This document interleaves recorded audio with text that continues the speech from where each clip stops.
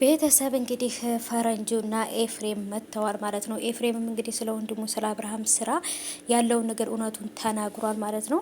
ፈረንጁም ቢሆን ከዚህ በኋላ ወደ ሩታ ህይወት ተመልሶ የሩታን ህይወት እንዳጨልምባትና ከዚህ በኋላ አሁንም ድጋሚ ደግሞ አምነው አሁንም ደግሞ ወደ ሌላ ሴት ጋር ሄዱ ልቧ እንዲሰብሩ አንፈልግም፣ ወደ ሩታ ህይወት እንዳይመለስ እያሉ እንግዲህ እርስ በርስ እየተነጋገሩ ነው። አሁንም ቢሆን ኤፍሬምም ተናግሯል። እየተጎዱ ያሉት አብርሃም ሳይሆን እየተጎዳ ያለው ሴቶች ናቸው እየተጎዱ ያሉት። ስለዚህ በራሳቸው ህይወት ራሳቸው መወሰን አለባቸው። ከዚህ በላይ ምንም ላደርግ አልችልም፣ እኔም ሩታና አብርሃም ለማስታረቅ ሞክሬያለሁ በማለት እንግዲህ ኤፍሬም መልእክቱን አስተላልፏል። ሰላም ሰላም የኔ ውዶች የኔ ወርቆች እንዴት ናችሁ? ሰላም ናችሁ ወይ? አለሁላችሁ። ከኔ ጋር ሁሉ ሰላም ነው። ሰላማችሁ ብዝት ትርፍ ይበልልኝ ባላችሁበት የኔ ውዶች የኔ ወርቆች ማለት ነው። እና ሀባይቦቼ እንዴት ናችሁልኝ? አለሁ በጣም ጠፍቻለሁ ዛሬ። ይህን ሰሞን ትንሽ ያው አሞ የነበረ ማለት ነው። ለዛ በቃ ማለት ትንፋሽ እያጠረኝ ስለሆነ ምናምን በቃ ሪከርድ ማድረግ አልቻልኩም ብዙ ቪዲዮ መስራትና ለዛ ነው ውዶች የጠፋውባችሁ። እና እንዴት ናችሁ? ደህና ናችሁ ወይ?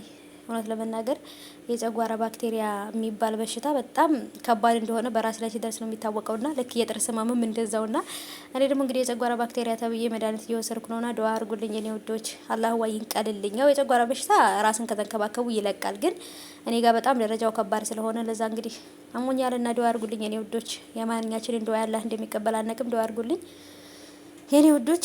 እና እንግዲህ ወደ ገደለው ትገባላችሁ።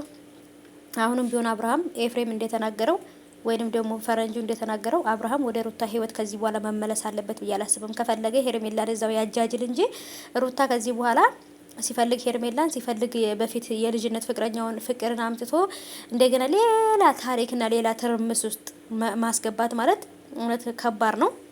በነገራችን ላይ ሌላ ሴት ነበረ ሊያመጣ የነበረው፣ ግን ደግሞ በሚሰራው ቪዲዮ ላይ በሚጻፈው ኮሜንት ነው ደንግጦ ፍቅርን ያመጣት እንጂ ማለት ነው ፍቅር አልነበረችም መጀመሪያ። ይሄን ወቁ።